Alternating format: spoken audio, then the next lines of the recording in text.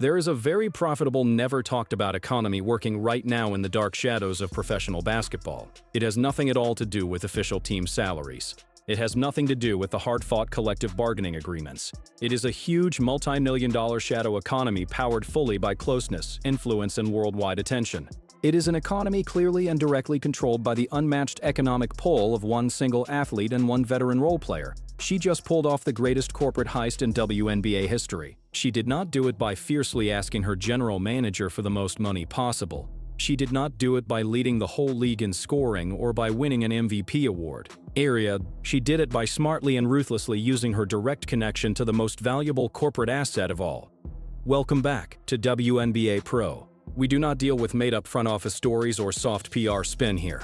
We deal only in the cold, hard truth of corporate leverage and boardroom math. I need you to lock in completely. Turn off your notifications right now and give me your full focused attention today, because we are about to expose the real blueprint for making huge money in this league. We are going to break down exactly how a secondary role player turned into a global marketing machine overnight. The mainstream sports media wants you to think professional basketball is only a passionate game. They want you to accept the cleaned-up story of sisterhood, chemistry, and team unity. But you are not a casual viewer. You are a high-level corporate operator. You understand deeply that professional sports is a brutal multi-billion-dollar capitalist business.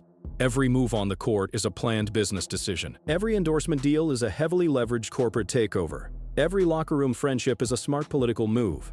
And the Indiana Fever locker room is now the most fought-over real estate on earth. Let us slowly rewind the tape to understand how this financial empire was built. When Sophie Cunningham was traded to the Indiana Fever, she fully saw the opportunity. She did not come to Indianapolis with the false dream of becoming the main offensive engine. She came with a carefully planned, highly efficient business strategy. She knew that every camera, network, and global sponsor would be watching Indiana non-stop. She knew that Caitlin Clark brings a massive, unstoppable audience of millions, and if you line yourself up with that audience, your personal brand value explodes. But to lock in that huge financial boost, you must prove complete loyalty to the franchise. You must step into danger and physically protect the billion-dollar investment. That takes us straight to the harsh physical reality of the Connecticut Sun game. The other team used a toxic, nearly dirty defensive strategy against the rookie CEO. They were trying to bully, intimidate, and physically wear down the main economic engine. When the cheap shots came, the whole basketball world watched to see how the team would respond inside. Sophie Cunningham did not hesitate for even a tiny second. She openly started conflict to fully protect the billion-dollar investment from more harm. We already know how they give it up, okay? They ambushed and attacked Caitlin Clark. Sophie Cunningham stepped in, and that is part of the reason why we love her. And then it just so happens that at Connecticut, another dirty play happens from Bria Hartley, and it ends Sophie Cunningham's. Listen to the clear, undeniable smartness of that exact physical response. I need you to study that moment with the cold, sharp thinking of a marketing executive in the hard, unforgiving world of professional sports. That kind of physical defense is called the enforcer tax. But in today's highly monetized attention economy, it became the ultimate viral marketing campaign. That one public act of fierce, unshakable loyalty completely broke through the social media algorithms. Her personal follower count shot up fast, quickly reaching the highly desired 1 million mark. The global fan base immediately strongly embraced her as the ultimate protector of their favorite asset. They rewarded her fierce physical loyalty with huge, unprecedented digital engagement. And in the modern corporate boardroom, huge digital engagement is the highest global currency of all. She fully earned the trust of the most powerful consumer group in professional sports. But this huge wave of digital leverage came at the exact perfect time in her financial timeline, because her heavily limited, artificially cheap contract was quickly getting close to its end date. Let us calmly study the hard math behind Cunningham's earlier financial situation. Last season, she was playing under a heavily restricted one-year veteran minimum contract. The total guaranteed money in that deal was exactly $100,000 for a player actively protecting a billion-dollar asset on national television. That is absolute corporate robbery. But the deeply rooted financial world of the WNBA just exploded overnight. The newly signed collective bargaining agreement completely destroyed the old, artificially limited salary cap. Ended, and with the WNBA reaching a new collective bargaining agreement in mid-March, Cunningham is in line for a massive pay raise when free agency begins next month. That's definitely something you got to pay attention to, because Sophie Cunningham is going to get a baggie. Listen to the pure financial force of that coming open market reality. Sophie Cunningham's old $100,000 contract has now officially and permanently ended. She is now an unrestricted free agent in a market filled with an unheard of amount of new money. The WNBA salary cap has just jumped hard to an amazing $7 million. She is now in a clear and fair position to ask the Indiana front office for a huge, highly valuable payday. She knows exactly how much profitable off-court value she adds to the full franchise brand. But Cunningham did not just sit back and wait for the Indiana general manager to hand her a new contract. She actively moved around the usual basketball power structure and went straight to Wall Street. She strongly used her newly gained massive digital reach to lock in outside corporate money. She fully understands that you do not need a huge WNBA salary if you have global corporate sponsors. This takes us straight to the major, industry-shaking announcement she just made. On the surface, it looks like a simple, harmless media appearance. But if you look closely, it is the carrying out of a multi-million-dollar corporate takeover. It's almost that time for March Madness, Cunningham said. We are excited to be teaming up with Marriott Bonvoy for Live from the Bracket. So we are here in New York City to get your college basketball takes. Let's get into it. So let's take a look at this. Yes! Who one stands a chance? How far would you travel to watch your favorite team play basketball? That is a good one. It is almost that time for March Madness. We are so excited to be teaming up with Marriott Bonvoy for Live from the Bracket. It is a 4-episode limited series edition of our podcast, Show Me Something. It's going to be sick. We're going to talk to special guests about all things travel, all things basketball. I want you to carefully study the full corporate size of that exact partnership. She just announced a major multi-episode podcast sponsorship with Marriott Bonvoy. Marriott is a huge international hotel company that does not casually give out endorsement deals. It is a polished, heavily funded travel and basketball series called Live from the Bracket. She is landing major corporate money and actively stepping into upscale Manhattan boardrooms. She is leading highly visible brand events in the very heart of New York City's business world. This is exactly the kind of top-level corporate partnership usually saved only for MVP-level superstars. But Sophie Cunningham is clearly not an MVP-level superstar on the basketball court itself.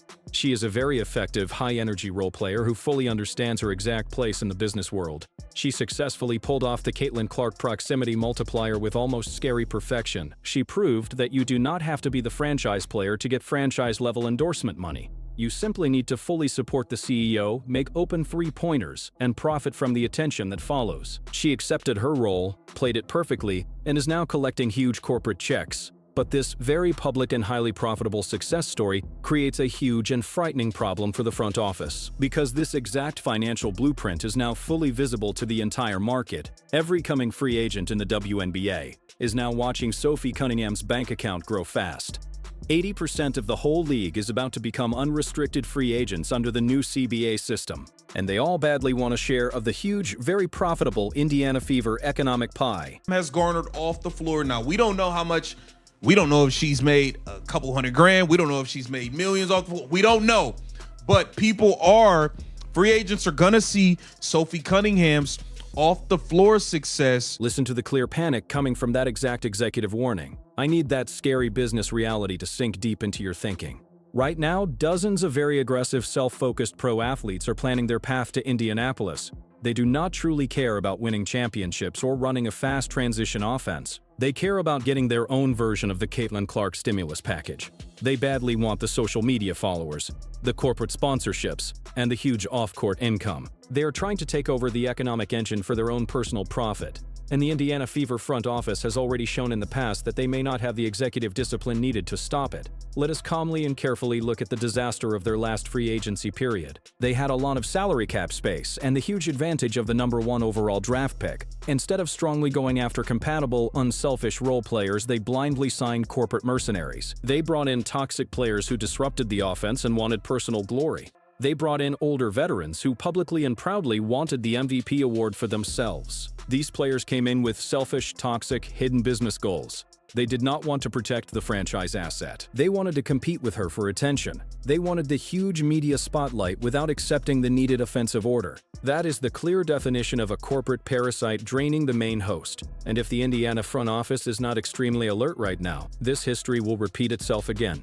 The general manager must now work with the cold, ruthless precision of a corporate auditor. When a popular free agent asks for a meeting with the Indiana Fever, the questioning must be tough. You cannot just judge their three-point percentage or their advanced defensive rebounding numbers. You must carefully and aggressively judge their true business intentions. Are they coming to Indianapolis to be a very efficient, fully unselfish part of the team's chemistry? Are they fully willing to run hard, set strong screens, and give up their own big stat totals? Or are they just coming to start a podcast, build a lifestyle brand, and get a hospitality sponsorship? You must find the exact players who are willing to follow the Sophie Cunningham blueprint the right way. Cunningham openly admitted that building her brand next to the CEO was part of her first financial strategy. She did not hide her carefully planned, money-driven intentions from the fans, but she fully honored the unspoken agreement once she stepped onto the court. She passed the ball, fully deferred to the main engine, and physically protected the investment. She gave clear on-court value in return for the huge off-court financial rise. If a free agent is not fully willing to sign that same unspoken business blood oath, you cannot sign them. You cannot let toxic, self-centered corporate mercenaries infect the most valuable locker room in global sports. But filtering out the mercenaries is only the first layer of Indiana Fever's huge executive nightmare. The front office is now standing at the edge of a major multi-million-dollar salary cap disaster. The new collective bargaining agreement has blown up the financial limits of the whole league. Sophie Cunningham is now fairly and mathematically in position to demand a huge raise from the Indiana front office. But the Fever management team is trapped in a very complex, suffocating financial squeeze. They are staring at a possible $1.4 million supermax for Kelsey Mitchell. They must also prepare for fast multi-million-dollar supermax extensions for Clark and Boston. The hard salary cap math needed to keep Cunningham is getting more difficult every second. If the Fever front office lets Sophie Cunningham leave in free agency, it will be a disaster. They will lose the ultimate enforcer, the perfect floor spacer, and the emotional center of the locker room. But if they pay her far too much to stay, they will damage their future financial flexibility. They are being pushed into a corner and basically forced to open the corporate vault. And rival executives around the league are watching this financial nightmare unfold with pure happiness. Rich expansion franchises are circling hard. They are armed with completely open salary caps. They have the money needed to offer Cunningham a huge contract without even hesitating. They are getting ready to steal the exact role player Indiana desperately needs to keep. The polite, heavily supported time of building a basketball dynasty through patience is fully over. We have now entered the ruthless, hyper-efficient age of full corporate war and salary cap gymnastics. The general managers who cannot quickly adjust to this aggressive money reality will be pushed out one by one. The Indiana Fever front office has one single offseason to prove they really have elite executive skill. If they misjudge even one contract or overpay one toxic veteran, they will shut their own window. They will commit the ultimate unforgivable business sin of wasting the prime years of a generational talent. They must ignore the media side shows and the non-stop broadcasting distractions. They must lock themselves inside the war room and carry out a perfect financial plan. Welcome to the unforgiving meat grinder of the new WNBA economic reality. Thank you for joining me here on WNBA Pro, where we fully and ruthlessly break down the real truth of the sports business. We do not deal in made-up front office stories or weak corporate spin here. We deal only in the hard, brutal, unbending truth of the real math underneath it all. If you want the most ruthless, analytical, and honest basketball content on the internet, listen closely. Make sure you smash that subscribe button right now to join the top group of informed operators. Drop a big like on this video to help push this important corporate breakdown through the algorithm. I want to hear your full, honest thoughts on this executive nightmare in the comments below. Will the Indiana Fever front office successfully get through this painful salary cap trap and keep Sophie Cunningham? Or will a rival expansion franchise steal the ultimate enforcer with a huge financial offer? Let me know your detailed predictions and I will see you in the next high-stakes boardroom breakdown. Do not blink because the corporate civil war is only beginning and the weak will be left behind in the dust.